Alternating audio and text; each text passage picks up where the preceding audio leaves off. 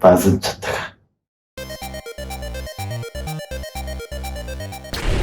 どうも、独立系インディーゲームデベロッパー、ブンブクスのかゆです。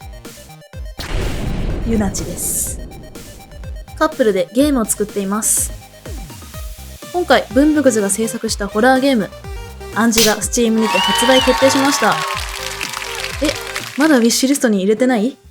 だったら、Steam で暗示を検索して、この緑のボタンを押せばリリースの通知が届きます。忘れないうちにポチッとお願いします。というわけで、X でバズったこのゲーム、こんなふざけた奴らがどうやって作ったのか、ちょこっとだけお見せしちゃいます。とりあえず、このゲームはどんなゲームなのか話していく必要がありますね。暗示はホラーウォーキングシミュレーターです。ウォーキングシミュレーターは文字通り歩くだけのゲームジャンルです。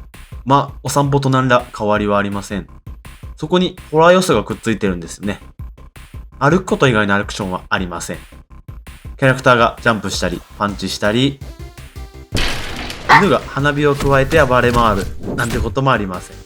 多分。そんなゲームの舞台に選ばれたのが非常階段でした。階段はとても身近な建造物ですよね。ここで恐ろしい目に遭う。考えるだけで最悪な気分になります。暗示をプレイした後に階段がトラウマになっちゃうような怖いゲームを悪意を持って作ります。早速ゲームを作っていきましょう。新しいプロジェクトを作って制作開始。今回はゲームの雰囲気をつかむために最初にメインの階段から手をつけました。背景から作るのは一般的にはあまり良くない作り方ですが、まあ今回はいいでしょう。仮の階段ができました。ちゃっかり一人称視点のプレイヤーも作りました。これだとただの階段なので、もっと非常階段っぽくしていきましょう。とりあえずたくさんのキューブを用意してライティングをしたら、なんとなく怖い雰囲気の階段ができてきました。テクスチャが適当なのは今は見逃してください。この時点でいいゲームが作れることを確信しました。その確信が僕たちの成功を暗示していたのかもしれません。暗示といえば、ブンブクス初のホラーゲーム。まだウィッシュリストに入れてないなら、このボタンを早く押してください。キューブが並んだ階段では見た目が悪いので、たくさんのリファレンスを用意してモデリングを始めました。テクスチャもいい感じに描いて、途中経過はこんな感じです。さっきのキューブだらけの階段よりかなりいい見た目になってきました。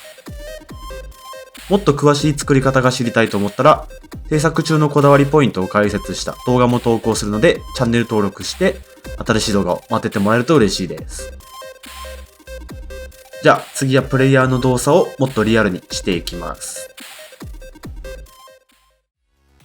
プレイヤーの動作をよりリアルにするために、アンリアルエンジンを使ったインディーゲーム開発ではおなじみのアドバンストロコモーションシステム、通称 ALS を使ってリアルに階段を降りる動作を作りました。ALS が何なのか知らない人はググってみると色々出てきます。簡単に言うとキャラクターの移動制御システムです。ALS を導入すればそれっぽいゲームは作れます。今回は FPS 用のシステムを改造して階段を降りる時の挙動をリアルにしました。多分ですが、ここまで階段をきれいに降りるゲームはそう多くないと思います。リアルな階段を降りるゲームが遊びたいときは、暗示がぴったりのゲームになるんじゃないでしょうか。そしてもう一つ、没入感を上げるために、人の目に近い視覚効果を実装しました。これは被写界深度を調整して、ピントがあったもの以外がぼやけるようにしています。ここまででお気づきの方もいると思いますが、プレイ画面の比率がめちゃくちゃ変です。16対18という激ヤバ比率のゲームです。なので通常の16対9のモニターでプレイすると、このように左右に黒帯が出現します。この比率になったきっかけは、そもそもこんな縦比率のゲームが少ないのと、後に気がつきましたが、配信者がこのゲームをプレイする際に、こんな感じでレイアウトしやすいのも面白いなと、意外といい感じになりました。